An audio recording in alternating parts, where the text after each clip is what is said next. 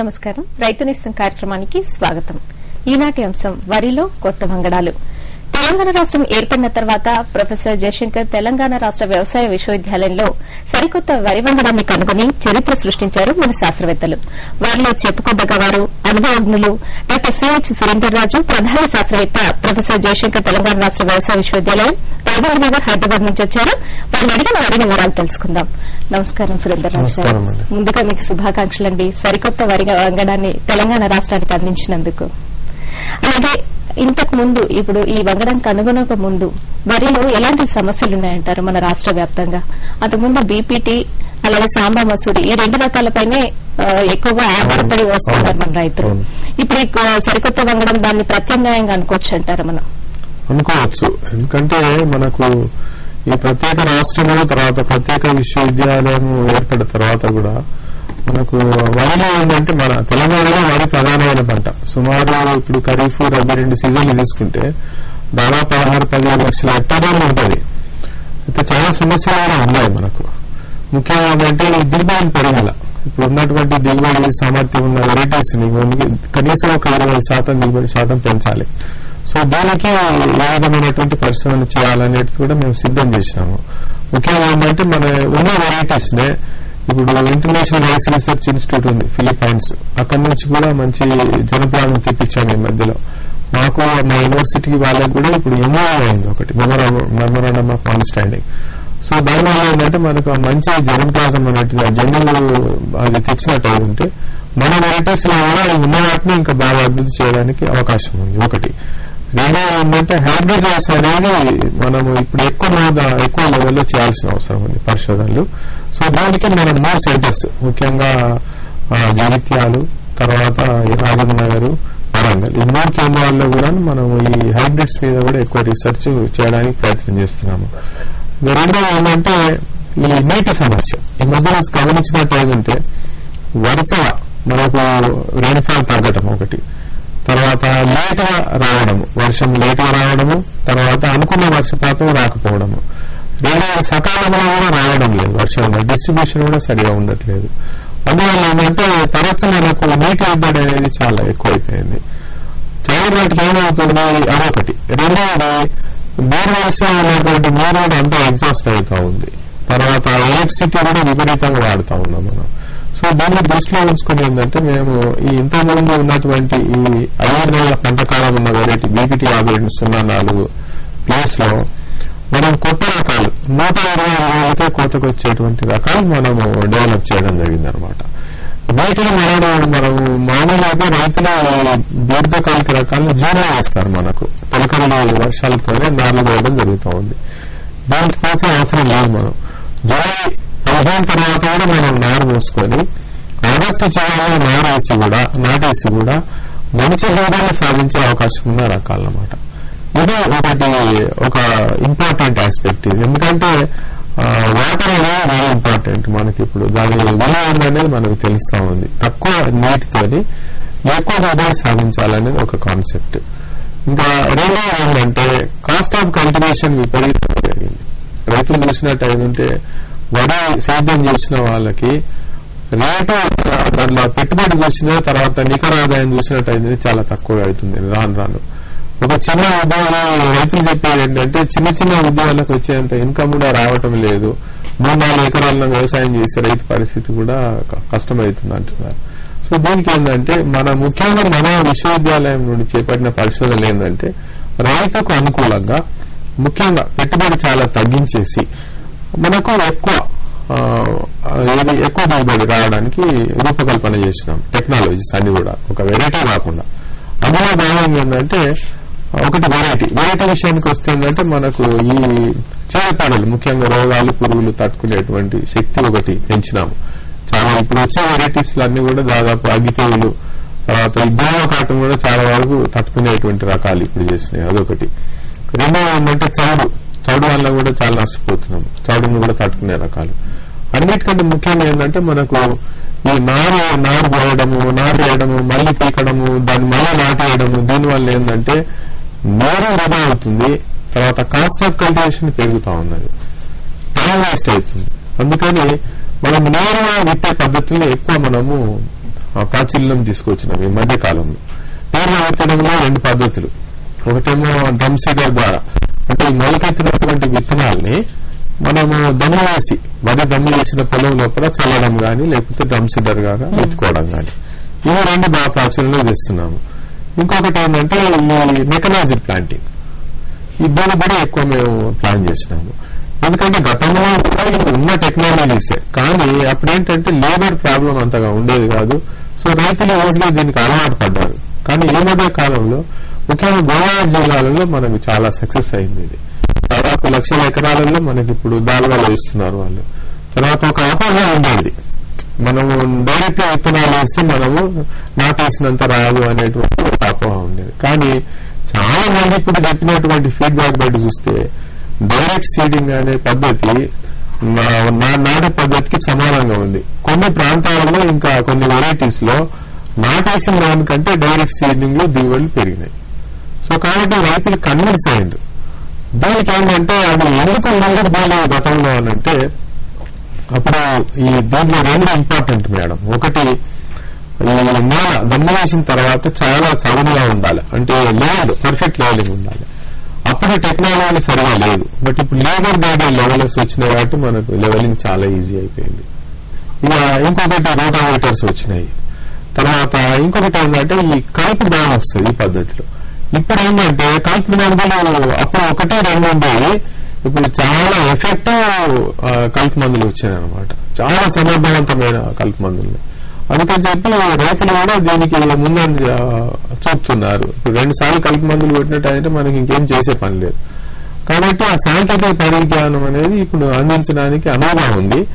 So మనకు ఈ నేల విత్తే పద్ధతికి పోవటం వల్ల కాస్ట్ ఆఫ్ కల్టివేషన్ అనేది చాలా తగ్గిపోతుంది, వాటర్ తగ్గిపోతుంది, టైం సేవ్ అవుతుంది. ఇది ఇంపార్టెంట్. అంటే ప్రధాన సమస్యలన్నీ తీసుకుని వాటికి లేబర్ సమస్య, లేబర్ కూడా అసలు పల్లెటూళ్ళలో ఇప్పుడు ఈ పరిస్థితి చూస్తే ఏంటంటే మధ్య వయస్కులు కానీ వయోవృద్ధులు కానీ వ్యవసాయం చేస్తున్నారు. బట్ ముఖ్యంగా చూస్తే యువకులు రావడం లేదు. అందుకని యాంత్రీకరణ అనేటువంటి ప్రాథమిక ప్రాతిపదిక తీసుకుని మేము ఇప్పుడు దాన్ని పెద్ద ఎత్తున ముందుకు తీసుకెళ్తున్నాం. ముఖ్యంగా నాటు వేయడం కానీ హార్వెస్టర్స్. ఒకప్పుడు ఏంది చేతితో కొనడము నోపడం ఉండేది. ఇప్పుడు కంబైన్ హార్వెస్టర్స్ వచ్చినాక అందరూ 2-3 లేట్ అయినా కానీ దాని ద్వారా వేస్తున్నారు. ఎందుకంటే చాలా ఈజీ, ఒక 40 నిమిషాల్లో 1 ఎకరం కోసేసి ధాన్యం ఇస్తుంది. తర్వాత కంటిన్యూ చేద్దాం. రైతునిస్తాం కార్యక్రమంలో ఇప్పుడు ఒక స్వల్ప విరామం.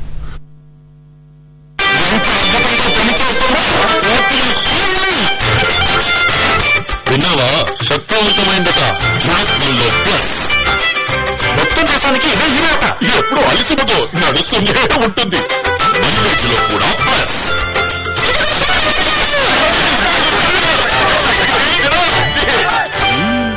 శక్తి, నువ్వు ఎంత గొప్పవాడి అయ్యో. ప్లస్ యొక్క మ్యాజిక్ తో శక్తి లైఫ్ ప్లస్ ప్లస్ యొక్క మ్యాజిక్. విరామం తర్వాత రైతునిస్తాం కార్యక్రమానికి తిరిగి స్వాగతం. అలాగే సురేందర్ రాజు గారు, ఇందాక మీరు చెప్తున్నారు వరిలో ప్రస్తుతం ఎదుర్కొంటున్న ప్రధాన సమస్యల గురించి వివరిస్తున్నారు. కంటిన్యూ చేయండి. ఇదొకటి లేబర్ సమస్య, ఒకటి నీటి సమస్య, ఒకటి తర్వాత కాస్ట్ ఆఫ్ కల్టివేషన్ విపరీతంగా పెరుగుతా ఉంది. ముఖ్యంగా దోమ, తర్వాత అగ్గి తెగులు ఇలాంటి వాటికి బాగా పిచికారీ చేసి కాస్ట్ ఆఫ్ కల్టివేషన్ చాలా ఎక్కువ అయిపోయింది అనమాట. సో అది తగ్గించేసి ఇంకా ఈవెన్ ఫర్టిలైజర్ వాడకం కూడా తగ్గించడానికి, మంచి పంట తీయడానికి కూడా వెరైటీస్ డెవలప్ చేస్తున్నాం. సూపర్ రైస్ అని, గ్రీన్ సూపర్ రైస్ అని, అదే కాన్సెప్ట్ అనమాట, అదొక ఆస్పెక్ట్. ఇది కాక కొన్ని ప్రత్యేక సమస్యలే మన దగ్గర తెలంగాణలో. ఉదాహరణకి ఇప్పుడు బీపీటీ సున్నాలు మన దగ్గర ఎక్కువ ఇస్తారు. సాంబా మసూరి దాదాపు 60-70% అదే విస్తీర్ణం ఉంటుంది వర్షాకాలంలో.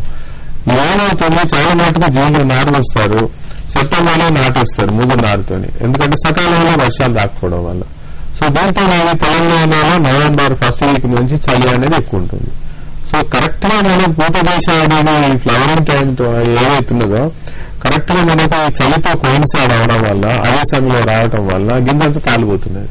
తాను విపరీతంగా నష్టపడుతున్నారు. ఈ ఏజెడ్ సీడ్లింగ్స్ పెట్టడము, నాడేయడము, దానికి విపరీతంగా ఉల్లికోడని, అగ్గితెగులని, తర్వాత దోమకాటు ఇలాంటి సమస్యలు రావడం వల్ల విపరీతంగా నష్టపోతున్నారు. అందుకని ఈ దశలో మనకి స్వల్పకాలిక రకాలు అనేటువంటి ఒక వరంగా భావించాలి. తర్వాత రెండవది ఏంటంటే మనకు ఈ చౌడు కూడా విపరీతం అనమాట. చౌడు ఈ మధ్య కాలంలో చూసినట్టయితే వరి తర్వాత వరి అచ్చంగా వేయటం వల్ల చాలా మటుకు చౌడు అనేది విపరీతంగా పెరిగింది. కాబట్టి చదువుకు తట్టుకునేటువంటి రకాల రూపకల్పన కూడా జరగాలి. ఉన్నాయి కొన్ని చదువు తట్టుకునే రకాలు చాలా ఉన్నాయి. కాకపోతే ఏంటంటే అవన్నీ దొడ్డు రకాలు, తర్వాత క్వాలిటీ అనేది కూడా మన కన్స్యూమర్ ప్రిఫరెన్స్ పాయింట్ ఆఫ్ వ్యూలో లేవు. అందుకని వాటిని మాడిఫై చేయాలి. ఆ వరి రకాలని మన తెలంగాణ ప్రాంతానికి అనువుగా ప్లాన్ చేసి మనము క్వాలిటీ కానీ దిగుబడి కానీ పెంచడానికి కూడా మనము ప్రయత్నం చేయాలి. ఈ రెండో పంట విషయానికి వస్తే రబీలో దాదాపు ఏమవుతున్నదంటే ఈ చలి వలన ముఖ్యంగా నవంబర్, డిసెంబర్, జనవరి 3 నెలల చలి వల్ల ఏమవుతున్నదంటే మనకు దాదాపుగా డ్యూరేషన్ అనేది అంటే ఒక 120 రోజుల పంట కాలం వెరైటీ 1 మంత్ పోస్ట్పోన్ అవుతుంది. అంటే దాదాపు 5 నెలల పంట అవుతున్నది. ఎందుకు? చలి వల్ల పెరుగుదల లేక అది సమస్య అయిపోతుంది. దానితో ఏమవుతుందో మీరు నవంబర్లో నానబోసినటువంటి వరి చేను మీకు ఏప్రిల్లో రావటం వల్ల తుఫానులు, గాలులు, దీనివల్ల ఏమవుతుంది పంట పడిపోవడం, చేను పైన పడిపోవడము, గింజ రాలటము, ఇలాంటి సమస్యలు కూడా చాలా ఉన్నాయి. తర్వాత హెయిర్ స్టాంప్స్, రాళ్లవానలు ఈ మధ్య చూస్తున్నాం విపరీతంగా రాళ్లవానలతో నష్టమవుతుంది. అందుకని మా ప్లాన్ ఏమున్నదంటే మార్చి చివరి వరకే మనం ఈ పంట కాలం తగ్గించేసి దిగుబడి సామర్థ్యాన్ని పెంచాలి. తక్కువ పంటలో తీసుకురావాలి. ఎందుకంటే ఇప్పుడున్న వెరైటీస్ దిగుబడి బాగున్నాయి కానీ డ్యూరేషన్ పెరుగుతా ఉంది. అలా కాకుండా మనకు కరెక్ట్ గా 120 రోజులకి పంట కాలం కోతకు వచ్చి మనకు 150 రోజుల ఎంతనైతే పంట కాలంలో దిగుబడి ఉందో అంత సామర్థ్యాన్ని మనం పెంచడానికి కూడా మనం ప్రయత్నం చేస్తున్నాం. ఇంకా ఏంటంటే రెండవ పంట విషయంలో ఈ చదువు వలన మనం నేరుగా విత్తలేకపోతున్నాం రకాలు, ఇప్పుడున్న రకాలు. కాబట్టి ఈ చలిని పట్టుకునేటిది, తర్వాత సలైనటి 2 కమాండ్ వస్తాయి ఒక్కొక్కసారి. సో వీటిని తట్టుకునే రకాలు డైరెక్ట్ గా నేరుగా విత్తడము, లేకపోతే మన ఇది సీడ్ కల్టివేషన్ చేయాలన్నా, లేకపోతే మెషిన్ ట్రాన్స్ప్లాంటింగ్ చేయాలన్నా కానీ మనం యంగ్ సీడ్లింగ్స్ పెడతాం, అంటే టెండర్ సీడ్లింగ్స్. సో వీటి కూడా మన సడన్ టాలెంట్స్, క్వాల్ టాలెంట్స్ తీసుకురావడానికి కూడా మనము పరిశోధనలు కూడా ఆ డైరెక్షన్ లో మేము చాలా ఎక్సర్సైజ్ చేసాం. ఈ మధ్యలో సిరీస్ ఆఫ్ మీటింగ్స్ అయినాయి. ఈ మొత్తం సైంటిస్టులు అంతా కూర్చొని మొత్తం రీసెర్చ్ ప్రోగ్రామ్స్ అంతా కూడా ఆ విధంగా మాడిఫై చేసినాం. ఇప్పుడు మీరు మీ పరిశోధనలో కనుగొన్న కొత్త రకం వరి వంగడాల గురించి ఇప్పుడు మనం ఏంటంటే యథాతథ ఇప్పుడు తీసుకున్నట్టు ఏంటంటే బీపీటీ ఆర్బినెంట్స్ ఉన్న 4 రకం ఉంది మన దగ్గర ఎక్కువ సాంబా మసూరి. అలాంటి క్వాలిటీ బాగుందని చాలా మటుకు ఏంటంటే రైతులు ఎక్కువ రేట్ వస్తుంది మార్కెట్ లో ఎక్కువ కల్టివేషన్ చేస్తున్నారు. కానీ ఒక్కొక్క ప్రాంతంలో కొన్ని ఉదాహరణకి నిజామాబాద్ జిల్లాలో దిగుబడి బాగుంది. ఎందుకంటే వాళ్ళు మెటనార్ వేయటము, తర్వాత 3 రోజుల కింద పంట పండియడము, వాళ్ళకి బీపీహెచ్ దోమాగేమో ఏమి లేకుండా విపరీతంగా దిగుబడులు వస్తున్నాయి. అదే మీరు నల్గొండ, వరంగల్ డిస్ట్రిక్ట్ కూడా చూసినట్టు అవుతుంటే 25 బస్తాల దిగుబడి కూడా లేదు. అక్కడ 40 వస్తే ఇక్కడ 20 నుంచి 25. ఎందుకు అంటే దోమ, అగ్గితే ఇవన్నీ సమస్యలు.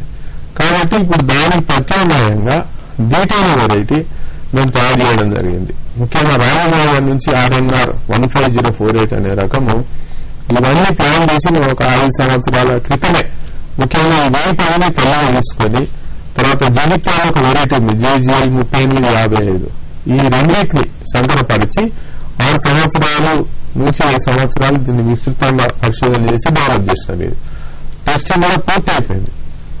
ఇప్పుడు వచ్చే వారంలో దీన్ని రిలీజ్ చేయడానికి మేము ఆల్రెడీ ప్లాన్ తయారు చేసినాము. రిలీజ్ అయిపోతుంది. ఇంకా ఒక కొత్త వెరైటీ సాధారణంగా ప్రాచుర్యం పొందడానికి మినిమం 3 నుంచి 4 సంవత్సరాల పైన పట్టుద్ది.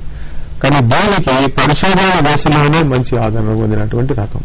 ఎందుకంటే దీన్ని దిగుబడి సామర్థ్యం చూస్తే వేప సమానం ఉంది. వేప హైయెస్ట్ ఈల్డింగ్ ఇప్పుడు మనకు తెలంగాణలో.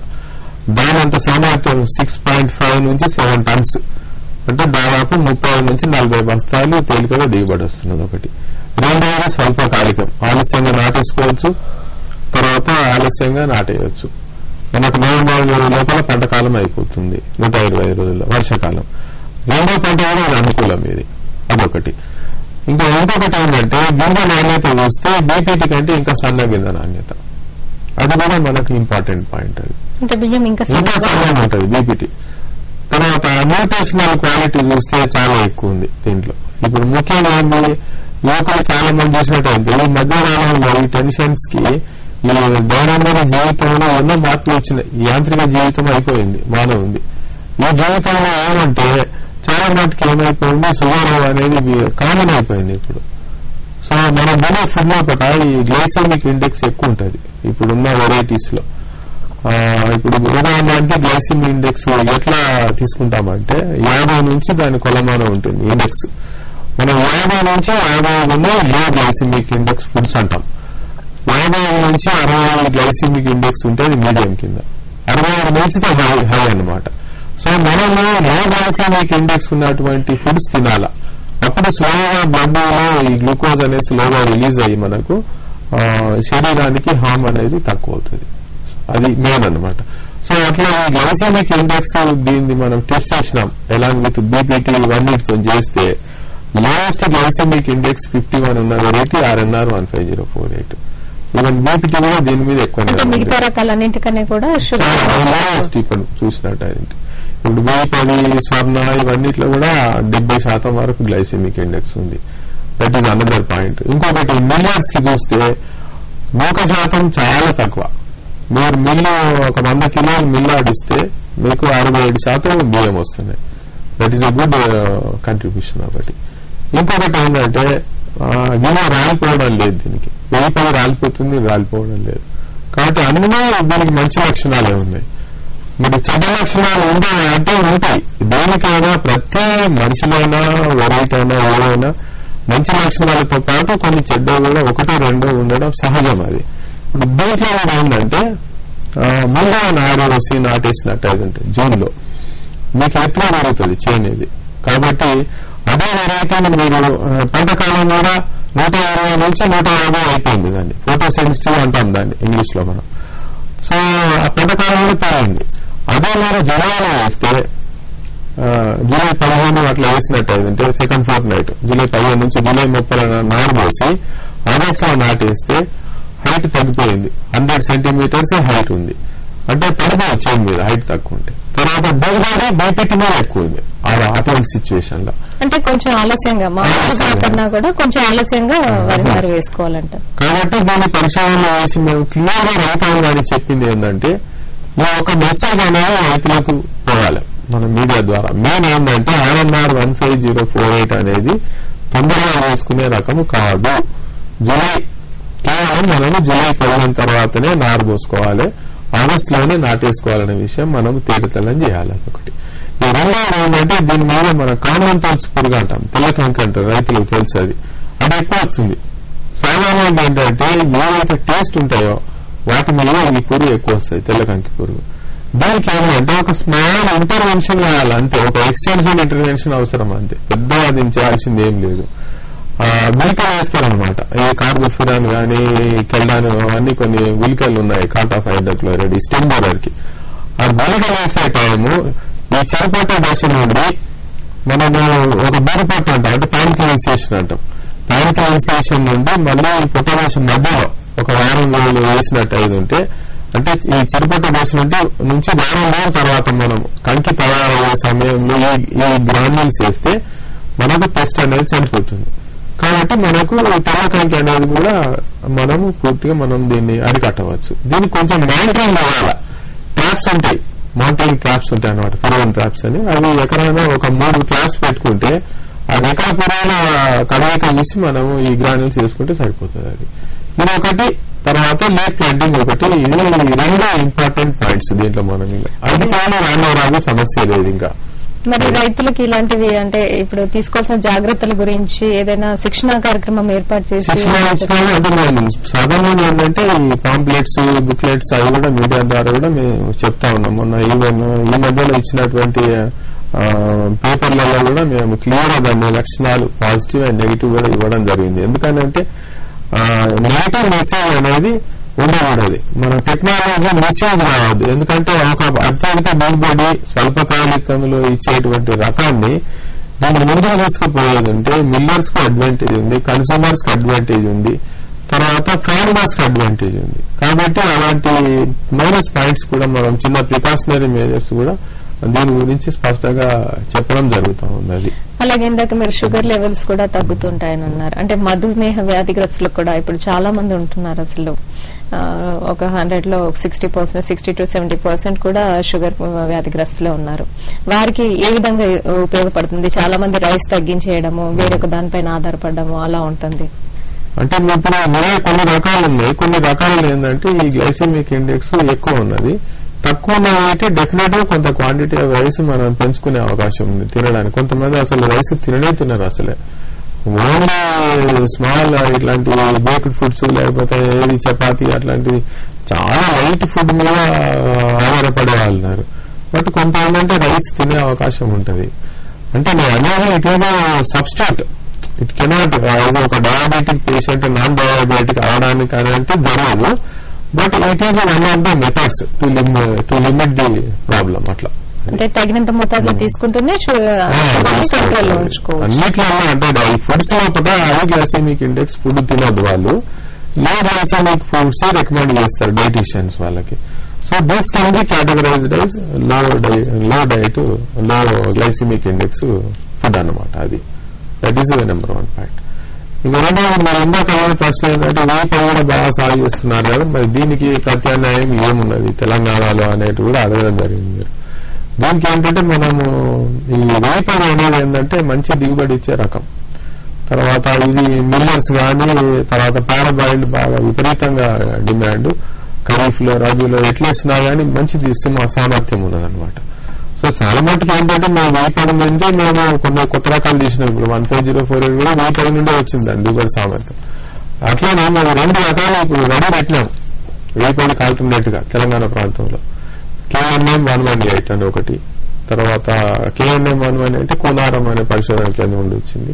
ఇట్లా JGL 18047 ఈ 2 కూడా ఏంటంటే మనకు ఆల్టర్నేటివ్ 1010 గా వేపదికి ఆల్టర్నేట్ గా మనం ఈ 2 వెరైటీస్ చేసుకోవచ్చు. మంచి దిగుబడి సామర్థ్యం ఉంది, సమానంగా ఒక 3 నుంచి 4% ఉంది. రెండో పంట వేసినప్పుడు ఏమవుతుంది, వేపది రాలిపోతుంది రబీ సీజన్ లో, బట్ దీనికి రాళ్ళ గుణం చాలా తక్కువ ఉంది. కాబట్టి ఈ 3 వెరైటీస్ ఇప్పుడు మేము రిలీజ్ చేయడానికి వరిలో ఇప్పుడు ఈ అంత సమాహితం అయిపోయింది. ప్రపోజల్స్ కూడా వెళ్ళినాయి గవర్నమెంట్ కు, we are ready to release them. ఇది వెరైటీస్ టెక్నాలజీ. ఇంకా మిగతా తీసుకున్నట్టయితే మనకు ఈ డ్రమ్ సీడర్లో కొన్ని ప్రాబ్లమ్స్ ఉన్నాయి. అంటే స్పేసింగ్ పెంచాల్సిన అవసరం ఉందని రైతులు అడుగుతా ఉన్నారు, ఎందుకంటే దానిలో వేడి తిప్పడానికి కానీ. సో డ్రమ్ సీడర్ టెక్నాలజీలో కొన్ని మార్పులు అవసరం ఉంది.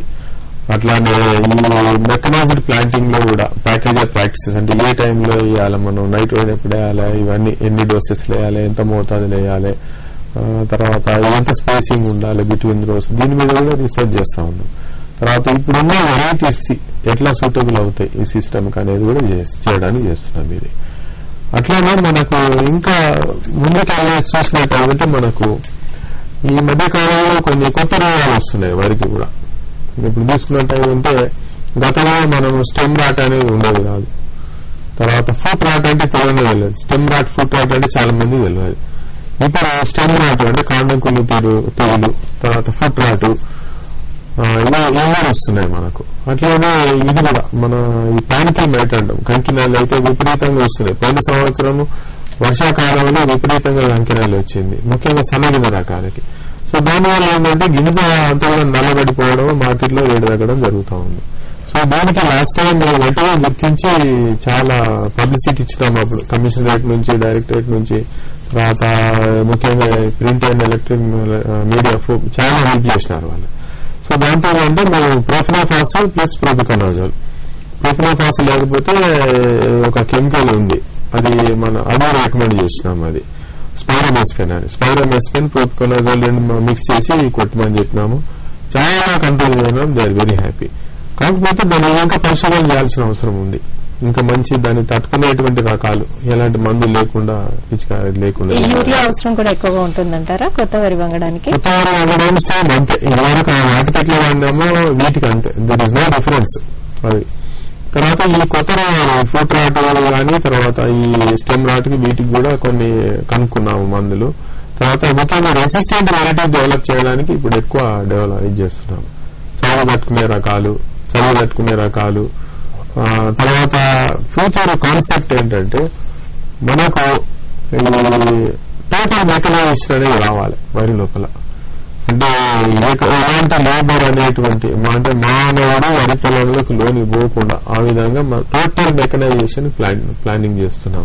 అంటే డైరెక్ట్ గా డ్రమ్ సీడర్ వేయటము, లేకపోతే మెషిన్ ట్రాన్స్ప్లాంట్ చేయడము, తర్వాత డైరెక్ట్ మెకనైజ్డ్ వీడింగ్ చేయడము, రోటరీ వీడర్ తిప్పడము, తర్వాత హార్వెస్టర్ తో చేయడం, ఇట్లా మొత్తం మెకనైజేషన్ ద్వారా చేయడానికి దానికి ఏంటంటే ఇప్పుడు లిమిటేషన్స్ ఏంటంటే వెరైటీస్ కూడా దానికి అనుకూలంగా తయారు చేయాలి.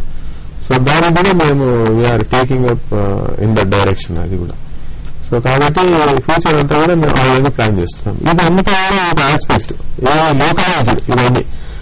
బట్ దీనికైనా ఒక స్టేట్ బయటకి నేషనల్ గా ఇంటర్నేషనల్ గా ఆలోచన చేసినప్పుడు తెలంగాణ విషయానికి వస్తే మన వాతావరణ పరిస్థితులు చాలా అనుకూలం. తెలంగాణలో చూసినట్టయితే మన ఇప్పుడు కోస్టల్ ఏరియాలో ఏముంది, తీర ప్రాంతాల్లో ముఖ్యంగా గోదావరి జిల్లాలో చూసినట్టయితే ఎప్పుడు తుఫాన్లు, వర్షాలు, తర్వాత కింద పడడము, నల్లబడము, చాలా నష్టం అవడము, మునిగిపోవడము, ఈ సమస్యలు లేవు మనకు ఎక్కువ ఉన్నాయి. కానీ అంత పెద్ద సమస్య కాదు, మరీ మునిగిపోయేంత లెవెల్.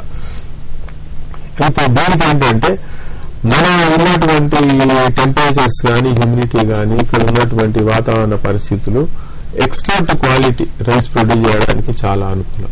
ఇప్పుడు మీరు ఉదాహరణకి మీరు థాయిలాండ్ ఉంది, అది చిన్న దేశం, largest exporter of rice, jasmine rice కానీ అదర్ రైస్ కానీ. సో మనం కూడా ఏంటంటే కొంచెం ఎక్కువ మనము ఎక్స్పోర్ట్ కూడా మేము ఆలోచన చేస్తున్నాం. అంటే ఎక్స్పోర్ట్ ఎట్లా ఉండాలంటే మనకి న్యూట్రిషన్ ఉండాలి. క్వాలిటీ అంటే అన్నం వండుకుంటే బాగుంటుంది అనే పద్ధతి కాకుండా వండుకుంటే బాగుండాలి, ప్లస్ దాంట్లో న్యూట్రిషన్ క్వాలిటీ ఉండాలి. ముఖ్యంగా ఐరన్ కానీ, జింక్ కానీ, తర్వాత ఇతర పోషక పదార్థాలు కానీ, ప్రోటీన్స్ ఇట్లాంటివి ఎక్కువ ఉండాలి. ముఖ్యంగా ఐరన్, జింక్ చాలా అవసరం. So high iron, high zinc fortification కూడా మేము ప్లాన్ చేసినాం. అది అదే విత్తనం ఒకటి, విత్తనం కూడా బాగా పెద్ద ఎత్తున తెలంగాణ నుంచి సప్లై చేయడానికి బాగా ఆల్రెడీ గవర్నమెంట్ కి ఇచ్చాము ప్లాన్స్ అన్ని. ఓకే సురేందర్ రాజు గారు, ఈ వరిలో కొత్త వంగడానికి సంబంధించి అయితే ఇంకా పరిశోధనలు కూడా చేస్తున్నారు మీరు, వాటికి కూడా ఆల్ ది బెస్ట్ అండి. చాలా చక్కగా వివరించారు కొత్త వంగడాలకు సంబంధించి. రైతులకు ఎన్నో తెలియని విషయాలను కూడా వివరించారు. అందులో తీసుకొచ్చిన జాగ్రత్తలు తీసుకుంటేనే ఎక్కువ ఉత్పత్తిని సాధించే, దిగుబడిని సాధించే అవకాశం ఉంటుంది. కృతజ్ఞతలు, ధన్యవాదాలు. రైతుల ఈ అంశం ఇంతటితో సమాప్తం.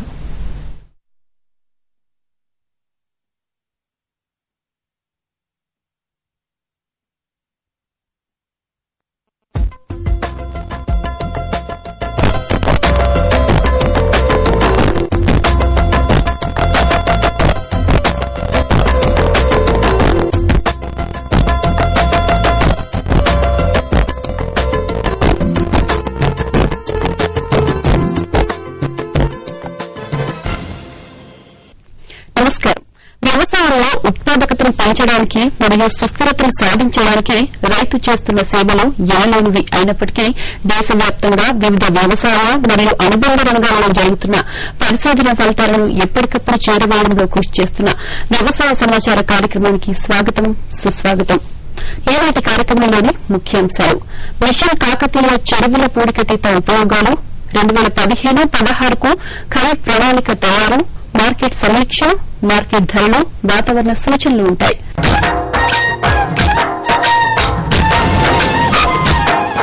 తెలంగాణ రాష్ట ప్రభుత్వం చేపట్టిన మిషన్ కాకతీయ చెరువుల పూడికతీత వలన కలిగే ఉపయోగాల గురించి ఇప్పుడు చూద్దాం. నూతనంగా ఏర్పడిన తెలంగాణ రాష్ట్రంలో కొత్తగా కొలువుదీరిన తెలంగాణ ప్రభుత్వం నీటి పారుదల శాఖ ఆధ్వర్యంలో మిషన్ కాకతీయ పేరుతో చెరువుల పూడికతీత పనులను ఈ వేసవిలో ప్రతిష్టాత్మకంగా చేపట్టడం జరిగింది. అటు నానాటికి అడుగంటిపోతున్న భూగర్భ జలాలు మరియు ఇటు వర్షాలు లేక రైతన్నలు వ్యవసాయం లాభదాయకంగా లేక తీవ్ర ఇబ్బందులకు గురవుతున్నారు. కావున ఈ పరిస్థితులను దృష్టిలో ఉంచుకుని మన ఊరు ప్రక్కనే ఉన్న చెరువు అన్నింటికీ మూలాధారమని మన ప్రభుత్వం చెరువుల పూడికతీత పనులను ప్రారంభించింది. ఈ పూడికతీత వలన వ్యవసాయానికి నీరు అందించడమే కాకుండా పూడిక ద్వారా వచ్చిన సారవంతమైన మట్టిని పంట పొలాల్లో చల్లుకోవడం జరుగుతుంది. మిషన్ కాకతీయ చెరువుల పూడికతీత వలన కలుగు ఉపయోగాల గురించి పలాస వ్యవసాయ కళాశాల శాస్త్రవేత్త డాక్టర్ ఎన్ మల్లారెడ్డి గారి మాటల్లో తెలుసుకుందాం. తెలంగాణ రాష్ట్ర ప్రభుత్వం చేపట్టిన మిషన్ కాకతీయ ప్రోగ్రాం ద్వారా తెలంగాణలోని రైతాంగానికి అందరికీ మంచి మేలు చేకూర్చే అవకాశం ఉంది. అయితే ప్రభుత్వం చేస్తున్న ఈ కార్యక్రమం ద్వారా కొన్ని విషయాలు రైతాంగం గుర్తుపెట్టుకోవాలి. అన్ని చెరువుల్లో తీసిన మట్టి అంతా మన పంట పొలాలకు ఒక్కొక్కసారి ఉపయోగం కాకపోవచ్చు, ఒక్కొక్కసారి నష్టం కూడా జరగవచ్చు. దానికోసం వ్యవసాయ శాఖ ద్వారా వివిధ జిల్లాల్లోని మట్టి నమూనా పరీక్ష కేంద్రాల ద్వారా తెలంగాణలో ఈ మిషన్ కాకతీయ జరుగుతున్న అన్ని గ్రామాల్లోని మట్టిని తీసుకెళ్లి పరీక్షించేసి దాని లవణ సూచిక ఎంత ఉన్నది, విభజన సూచిక ఎంత ఉన్నది, లభ్య నత్రజని ఎంత ఉంది, లభ్య భాస్వరం ఎంత ఉంది, లభ్య పొటాష్ ఎంత ఉంది, సేంద్రియ కర్బనం ఎలా ఉంది అనేది పరీక్షలు చేసి ఈ మట్టి వ్యవసాయానికి వివిధ పంటలకు ఉపయోగపడుతుందా లేదా అనేది వాళ్ళు సిఫారసు చేస్తున్నారు. ఆ విధంగానే జనాలు కూడా ఆ మట్టిని తీసుకెళ్లి వివిధ పంటలకు పోసుకుంటున్నారు. మరి ఈ చెరువుల్లో మట్టిని మనం ఎండాకాలంలో చూసినప్పుడు తెల్లగా మెరుచుకుంటూ పైన మనకు పెలుచులు లెక్క, ఎన్క్రస్టేషన్ లెక్క వైట్ గా మనకు ఈ ఎండాకాలంలో వివిధ ప్రాంతాల్లో చెరువుల్లో కనిపిస్తుంది. ఇదంతా లవణ శాతం ఎక్కువగా ఉన్న నేలలు. కాబట్టి మనం ఎప్పుడైతే సేంద్రియ వ్యవసాయం మర్చిపోయి రసాయనిక వ్యవసాయం చేసుకుంటూ రసాయనిక ఎరువులను విచక్షణారహితంగా వాడుకుంటూ మనం వ్యవసాయం చేస్తున్న ఈ తరుణంలో ఈ వర్షాకాలంలో పడ్డ వర్షం ద్వారా భూమి పైపొరల్లో మట్టి అంతా కొట్టుకుపోయి ఈ చెరువుల లోతట్టు ప్రాంతంలో నీరు నిల్వ ఉంటుంది. తద్వారా ఈ కొట్టుకుపోయిన మట్టి అంతా అక్కడ మనకు చేరుతుంది. కాబట్టి ఈ లవణాల శాతం కూడా ఒక్కొక్కసారి చెరువుల మట్టిలో ఎక్కువ ఉండటానికి ఆస్కారం ఉంటుంది. కాబట్టి రైతాంగం వ్యవసాయదారుల సూచనల ప్రకారం చెరువుల్లో తీసిన మట్టిని భూసార పరీక్ష కేంద్రాల్లో పరీక్ష చేసిన తర్వాత ఈ ఉదజన సూచిక, లవణ సూచిక, అలాగే వివిధ పోషకాల స్థాయి ఏ విధంగా ఉంది, ఇంకేమైనా టాక్సిటీస్ ఉన్నాయా ఈ నేలల్లో, ఈ మట్టిలో అనేది వాళ్ళ సలహాలు తీసుకొని మనం ఈ వివిధ పంటలకు వివిధ నేలల్లో ఈ మట్టిని పోసుకునే కార్యక్రమం ఒకటి చేయాలి. అలాగే ఈ చెరువుల్లో మట్టి తేలికపాటి నేలకు ఎక్కువ ప్రయోజనం చేకూర్చే అవకాశం ఉంటుంది. నల్లరేగడి నేలల్లో, క్లే కంటెంట్ ఎక్కువ ఉన్న నేలల్లో, ఒండ్ర మట్టి ఎక్కువ ఉన్న నేలల్లో, బంకమన్ను ఎక్కువ నేలల్లో ఎక్కువ ప్రయోజనం మనకు రైతాంగానికి కనిపించింది. చెరువుల మట్టి ద్వారా రైతాంగానికి ఎందుకు ఉపయోగం అంటే వర్షాకాలంలో వర్షం పడ్డప్పుడు నీటిని నిల్వ ఉంచుకునే శక్తి పెరుగుతుంది. బెట్ట పరిస్థితులు గురైనప్పుడు కూడా మొక్క నిలదొక్కి ఆరోగ్యవంతంగా ఉండటానికి ఉపయోగపడుతుంది. నీళ్లు ఇచ్చినప్పుడు ఆ నీరుని భూమిలో ఎక్కువ కాలం పాటు మొక్కలకు అందుబాటులో ఉండే రూపంలో ఈ చెరువుల మట్టి మనం తేలికపాటి నీళ్లలో వేసినప్పుడు ఉపయోగపడే విధంగా ఉంటుందనేది రైతాంగం గుర్తుపెట్టుకోవాలి. కాబట్టి ఈ ఎండాకాలంలో రైతాంగం అందరూ ఎక్కడైతే చెరువుల మట్టి తీస్తున్నారో ఆ మట్టి పరీక్ష ఫలితాలకు అనుగుణంగా మన వివిధ పంటలకు దీన్ని తోలుకొని ప్రయోజనం పొందాలనేది రైతాంగానికి అందరికీ మా యొక్క మనవి.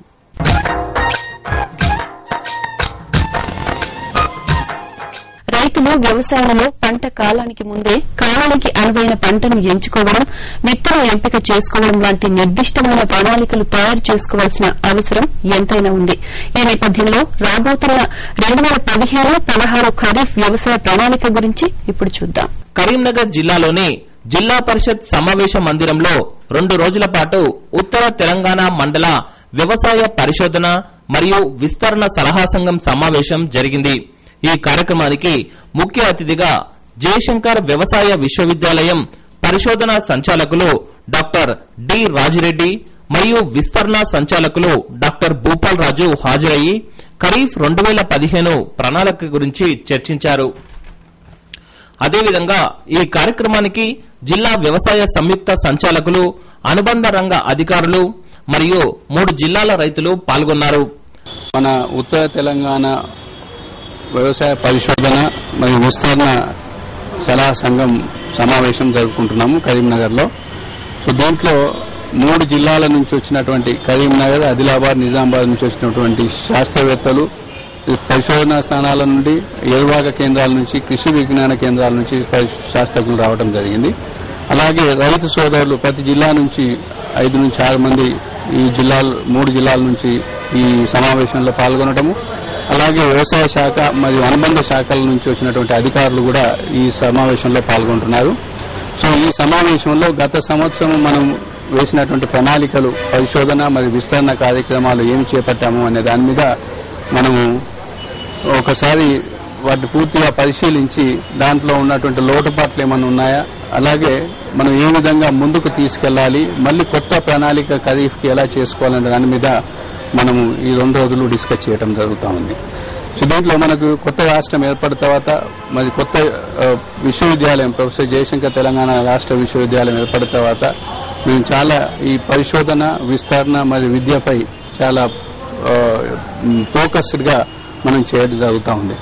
పరిశోధనలో కూడా ఇప్పుడు ఒక ముఖ్యమైనటువంటి అంశాలను మనం ఈ మధ్యకాలంలో ఈ సమీకృత వ్యవసాయం అంటే ఒక పైర్ల మీదనే కాకుండా వ్యవసాయము వాటికి సంబంధించిన పౌల్ట్రీ కానివ్వండి, పశుపోషణ కానివ్వండి, ఇంటిగ్రేటెడ్ ఫార్మింగ్ సిస్టమ్ మీద, నీటి యాజమాన్యం మీద, వాతావరణ సమాచారాన్ని రైతులకు ఏ విధంగా అందజేయాలి, అలాగే పైర్లలో వరిలో మనకు నీటిని ఎట్లా తక్కువ వాడి ఎక్కువ దిగుబడి సాధించడం అనేటువంటి అంశం మీద కూడా, అలాగే పత్తిలో కూడా మనం చేయవలసినటువంటి పరిశోధన కార్యక్రమాలు, విస్తరణ కార్యక్రమాలు ఇవన్నిటిపైన కూడా ఈ 2 రోజుల్లో డిస్కస్ చేసి ఒక ప్రణాళిక తయారు చేసి ఆ ప్రణాళిక ప్రకారంగా మనం ముందుకెళ్లడానికి కొరకు ఈ సమావేశం జరుపుకోవడం జరుగుతుంది.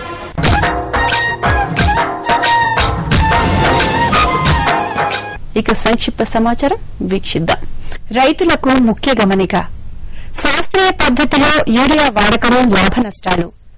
యూరియాను అధికంగా వాడటం వలన పర్యావరణ నష్టంతో పాటు పంట దిగుబడి తగ్గుతుందని, యూరియా వృధాను అరికట్టి వ్యవసాయాన్ని మేలు చేయాలని వ్యవసాయ శాఖ పేర్కొంది. మీకు తెలుసా, మనం వాడుకునే యూరియాలో దాదాపు 2/3 వంతు ఆవిరి రూపంలో వృధా అవుతుంది. యూరియా వృధాను తగ్గించడానికి యూరియాను సరైన సమయంలో సరైన భాగంలో గుళికల రూపంలో ఉంటే తేప సంబంధిత యూరియాను వాడుకోవాలి. యూరియాను వాడటం వల్ల నైట్రోజన్ మాత్రమే మొక్కకు అందుతుంది. అలాగే భాస్వరం, పొటాషియం ద్వితీయ శ్రేణికాగా సూక్ష్మ పోషకాలు, కార్బన్ మొదలైనవి లభించవు. యూరియాను ఇతర పోషకాలతో కలిపి వాడుకున్నప్పుడు మంచి ఫలితాలు వస్తాయి. యూరియాను ఎక్కువ మొత్తంలో వాడటం వలన అధికంగా శాఖీయ పెరుగుదల ఉండటం వలన పంటల దిగుబడి తగ్గుతుంది. అధికంగా యూరియాను వాడటం వలన వాతావరణ కాలుష్యంతో పాటు భూమిలోని పంటలకు మేలు చేసే సూక్ష్మజీవులు కూడా మరణిస్తాయి.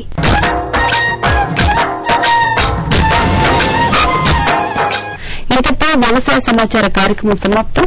నమస్కారం.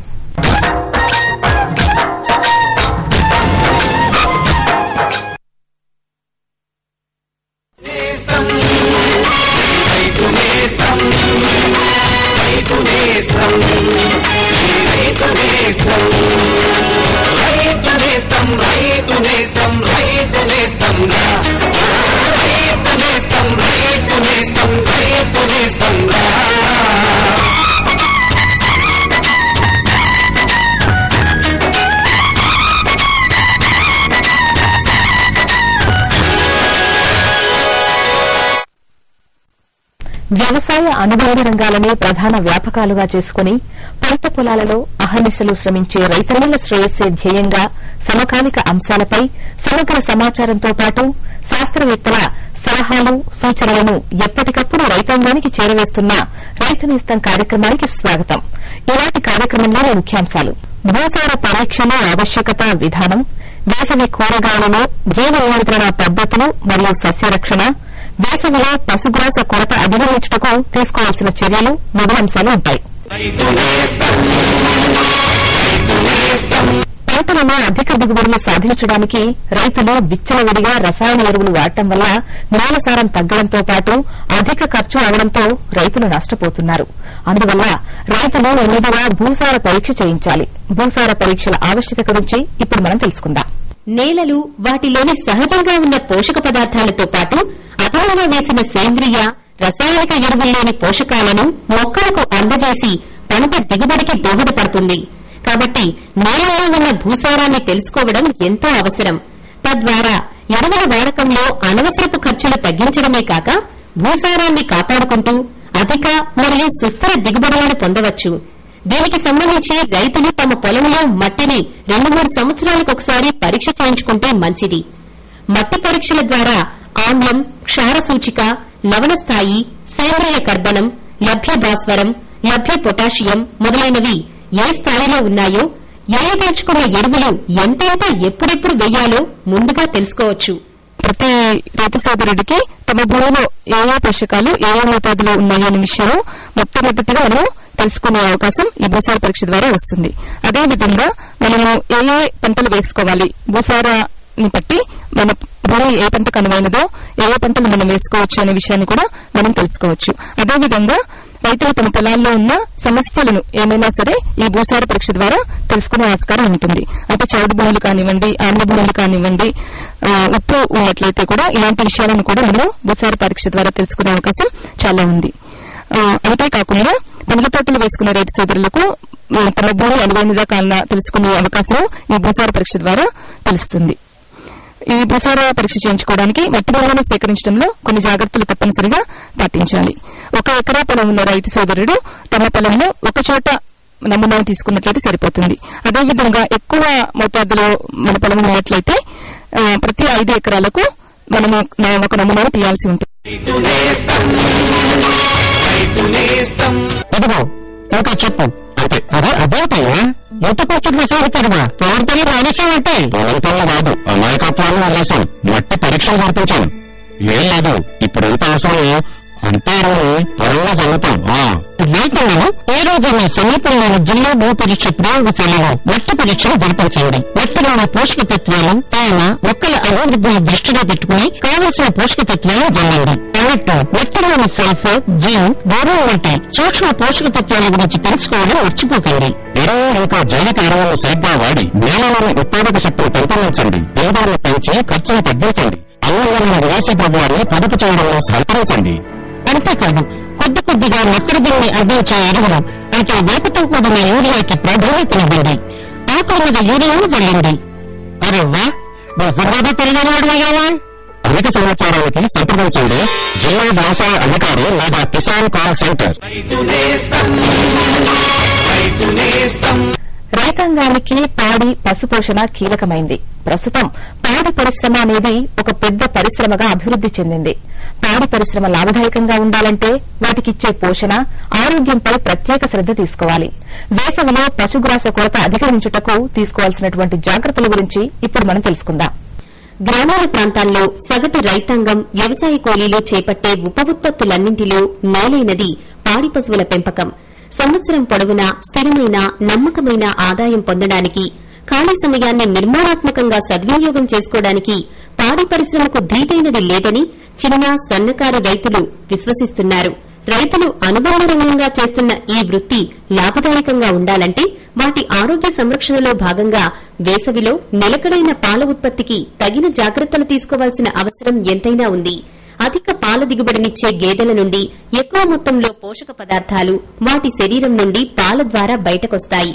కావున వీటిని సరిగా మేపకపోయినట్టయితే పాల దిగుబడి తగ్గిపోవడమే కాకుండా గేదెల ఆరోగ్యం కూడా దెబ్బతినే ప్రమాదముంది. కావున వేసవిలో గేదెల యొక్క పాల దిగుబడికి ధీటుగా గేదెలను మేపవలసి ఉంటుంది. ఈ పద్ధతిని ఛాలెంజ్ ఫీడింగ్ అంటారు. సాధారణంగా ఈ ఛాలెంజ్ ఫీడింగ్ పద్ధతిని గేదె ఈయడానికి 2 వారాల ముందు నుండి ప్రారంభించాలి. అదేవిధంగా ఇచ్చిన మేత కూడా వ్యర్థం కాకుండా గేదె సక్రమంగా తినడంలో కూడా జాగ్రత్త వహించాలి. మొదటగా పాడి పశువులు ఏమైతుందంటే డిహైడ్రేషన్ కాకుండా, ఎక్కువ వేడికి డిహైడ్రేషన్ కాకుండా పశువు గ్రాసము అంటే ముఖ్యంగా బాగా తేమ ఉండేటి, తేమ అంటే వాటర్ కంటెంట్ ఎక్కువ ఉండేటువంటి న్యూసన్, మొక్కజొన్న వేసినట్లయితే పాల దిగుబడి ఏమాత్రం తగ్గదు. అదే విధంగా కంటిన్యూ అవుతుంటది. అందులో న్యూసన్లో ఏముంటదంటే విటమిన్ ఏ ఉంటది. అది మంచి పశువుకు ఎదకొచ్చే అవకాశాలు ఉంటాయి. ఎండాకాలంలో కూడా తర్వాత వేరే రోగాలు రాకుండా ఇది ఉంటది. ఇప్పుడు మొక్కజొన్న కూడా ఒకటే కోత వస్తుంది, కానీ మంచి చాలా సక్యులెంట్ ఆఫ్రికన్ టాల్ అని చాలా హైట్ పెరుగుతుంది. అది చాలా ఉపయోగకరంగా ఉంటుంది. 80% ఆఫ్ ది వాటర్ కంటెంట్ ఉంటుంది. దాంతో పశువు డిహైడ్రేషన్ కాదు, పాల దిగుబడి ఏమాత్రం తగ్గదు. ఒక వడదెబ్బ లక్షణాలు ఎట్లుంటాయంటే పూర్తి డిహైడ్రేషన్ అవుతుంది, మూత్రం బంద్ అయిపోతుంది, కంప్లీట్ గా పశువు మూత్రం బంద్ అయిపోతుంది, బాగా అదపోస్తుంటది, ప్రొఫ్యూజ్ సలైవేషన్ అంటే నోటితోటి సొంగ వారుతుంటది.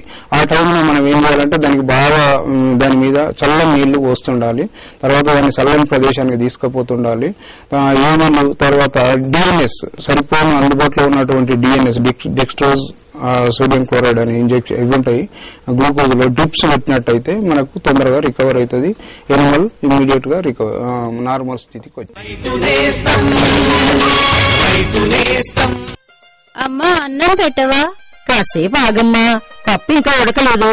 ఇంకా దిగులక్కర్లేదే, ఇక పప్పు చక్కగా ఉడుకుతుంది. అర్థం కాలా? ఇప్పుడు ఎన్ఎఫ్ఎస్ఎం కింద పప్పు దినుసుల దిగుబడి పెంచే పద్ధతులను తెలిపే 1000 ప్రాంతాలను ఎంపిక చేశారు. అందులో మన ప్రాంతం కూడా ఉంది. దానివల్ల మనకేంటి లాభం? మన 5 ఎకరాల పొలం కోసం ఎరువు, కీటకనాశనులే కాకుండా మంచి విత్తనాల కిట్ కూడా ఇస్తారు. ఈ పప్పు దినుసులంతా మనమేం చేస్తాం? చెప్తా విను. ప్రభుత్వం పప్పు దినుసుల కనిష్ట మద్దతు ధరను బాగా పెంచింది. ఇంకా వాటి కొనుగోలుకు కూడా అన్ని ఏర్పాట్లు చేసింది. దానివల్ల ఆదాయం పెరుగుతుంది. మన పాప మంచి స్కూల్లో చేరి వ్యవసాయ శాస్త్రవేత్త అవుతుంది.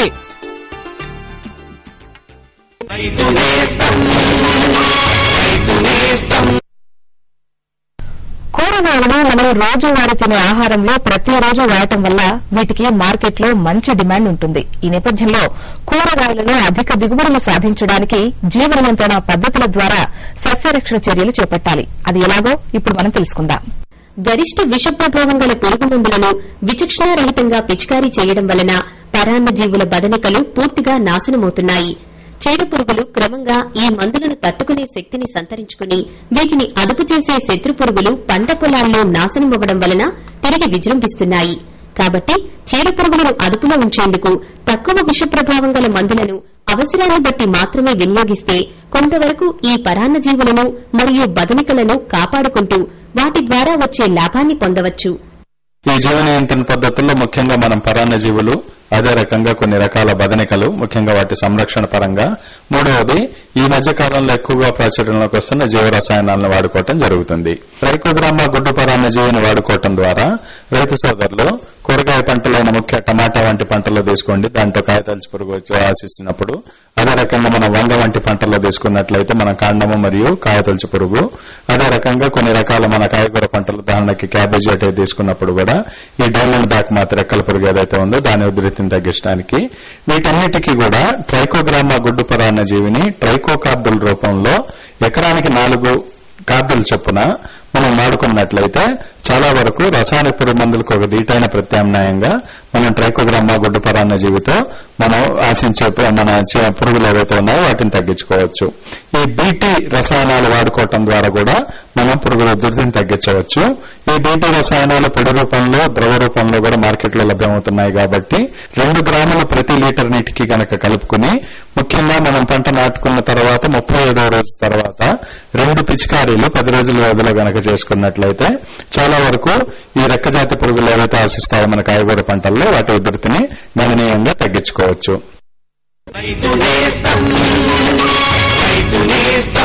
పరిమళాల గుబాళాలలో, మధురాత మధుర రుచులలో, ప్రగతి పథపు తంత్రాల్లో, విరసిన చిరునవ్వుల్లో, పుచ్చ పుచ్చని మొక్కల్లో, పెద్ద పెద్ద ఆంగళ్ళలో, తారదల జలకమలలో, సంతోషాల వాతావరణం, నేచర్ ఉద్యానవాసం, కోరిక ఇదే చిరునవ్వు.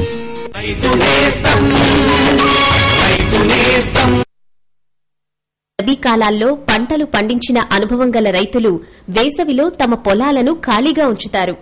అయితే వేసవిలో లోతు దుక్కిలు చేసుకుంటే ఖరీఫ్ సీజన్లో వేసుకునే పంటలను చీడపీడల బాధ నుండి సమర్థవంతంగా కాపాడుకోవచ్చు. వేసవిలో భూమిని లోతుగా దున్నడం వలన భూమి లోపల ఉన్న వివిధ పురుగుల గుడ్లు, లార్వా దశలో ఉన్న పురుగులు భూమి వెలుపలికి వచ్చి ఎండకు మాడి నశించిపోతాయి. అలాగే కలుపు మొక్కల విత్తనాలు దుక్కి వలన బయటకు వచ్చి మాడిపోతాయి. వేసవిలో నేలను లోతుగా దుక్కడం వలన ఆ తరువాత వర్షాలు పడ్డప్పుడు నీరు నేలలోకి ఇంకి భూమిలో తేమ శాతాన్ని పెంచుతుంది. దీనివలన నేల కోతకు గురికాకుండా ఉంటుంది. దీనివలన నేలను స్థిరీకరించవచ్చు. నేలను లోతుగా దుక్కడమనేది వాలుకు అడ్డంగా దుక్కాలి. నేలను దుక్కడం వలన క్రితం సాగు చేసిన పంట అవశేషాలు బయటకు రావడం వలన వాటిని దుక్కి చేయడం వల్ల నేల సారవంతంగా అవుతుంది. అది ఎరువుగా తయారై మొక్కలకు కావలసిన పోషకాలను అందిస్తాయి. ఈ విధంగా వేసవిలో దుక్కడం వలన అనేక లాభాలుంటాయి. ఈ లోతు దుక్కులు చేసుకోవటం వల్ల అనేక రకమైన లాభాలు ఉన్నాయి.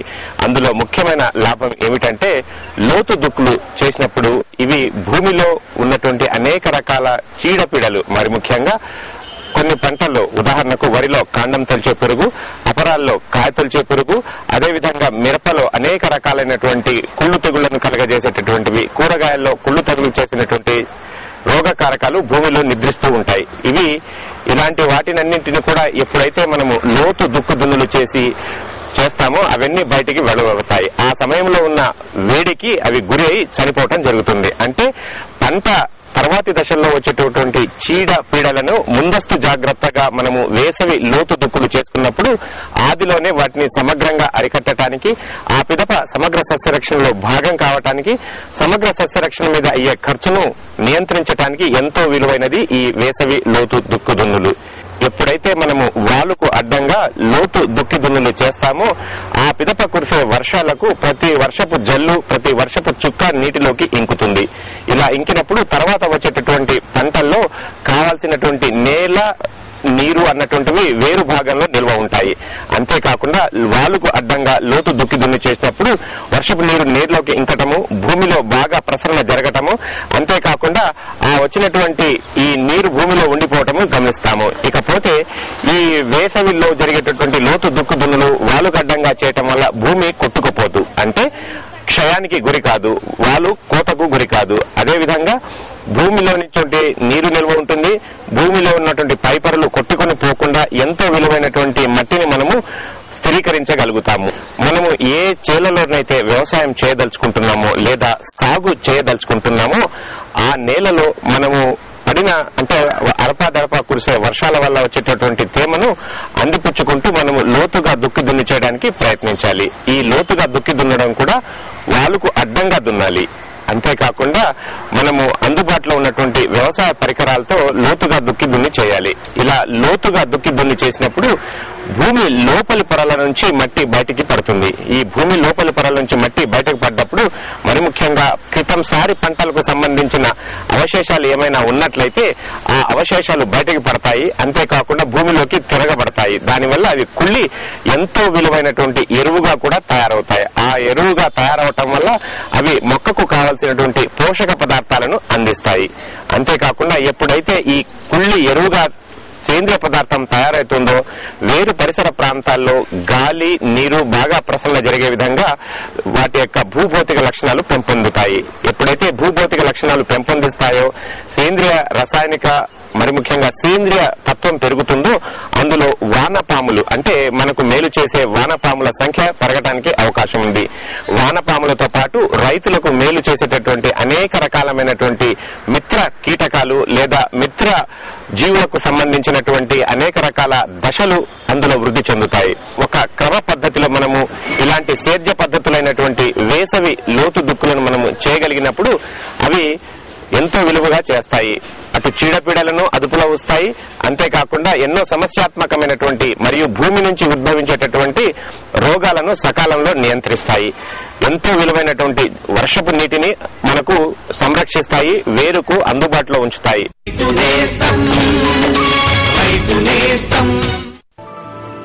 ఈ రోజు వసూలు చేసుకుని వెళ్తారు.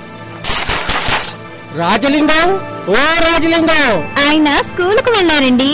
ఏంటి స్కూల్ కా? బాగుందమ్మా, సాకులు నువ్వు బాగానే చెప్తావు. అవునండి, నేను స్కూల్కే వెళ్ళాను. Farm school.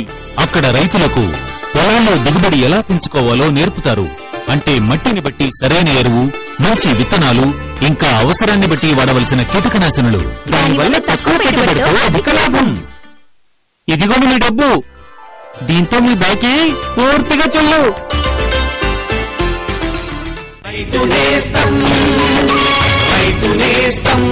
రేపు ప్రసారమయ్యే రైతు నేస్తం కార్యక్రమ విశేషాలను ఇప్పుడు చూద్దాం.